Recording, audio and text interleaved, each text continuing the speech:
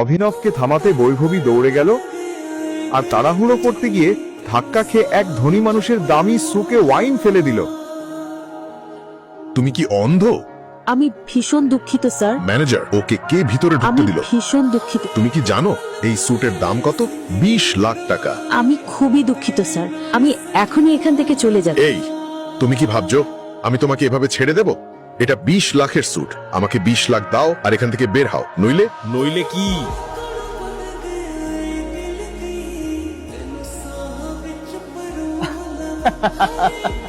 Manager, এখানে কি চলছে?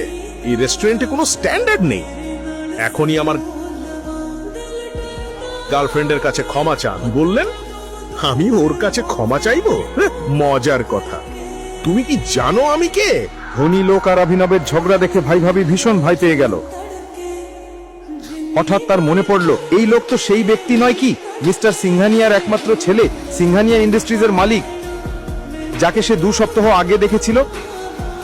অভিনব, চল এই লোকটার কাছে ক্ষমা চেয়ে বেরিয়ে যাই। উনি সিংহানিয়া ইন্ডাস্ট্রিজের। শান্ত হও।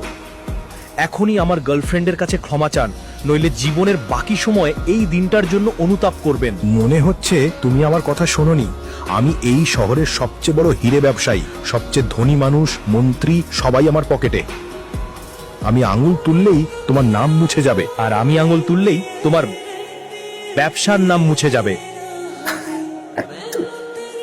তুমি পাগল নাকি? সেই লোকটি অভিনব কি বলতে চাইছে বুঝে ওঠার আগেই অভিনব ফোন বের করে কাউকে একটা মেসেজ পাঠালো। মুহূর্তের মধ্যেই সেই ধনী লোকের ফোন বেজে উঠল। থাক। হ্যাঁ বাবা। ছেলে, আমরা শেষ হয়ে গেছি। আমাদের কোম্পানির শেয়ারের দাম পড়ে গেছে আর আমরা কোটি কোটি টাকা হারিয়েছি। 1 মিনিট বাবা, এটা কিভাবে সম্ভব? কেউ আমাদের ধ্বংস করার চেষ্টা করছে। তুমি কি কোনো ক্ষমতাবান মানুষকে রাগিয়েছো? যদি করে থাকো, এখনই তার কাছে গিয়ে ক্ষমা চাও। কে এই অভিনব এবং তার আসল পরিচয় কি? কিভাবে সে কয়েক মিনিটে কোটি টাকার সাম্রাজ্য ভেঙে ফেললো?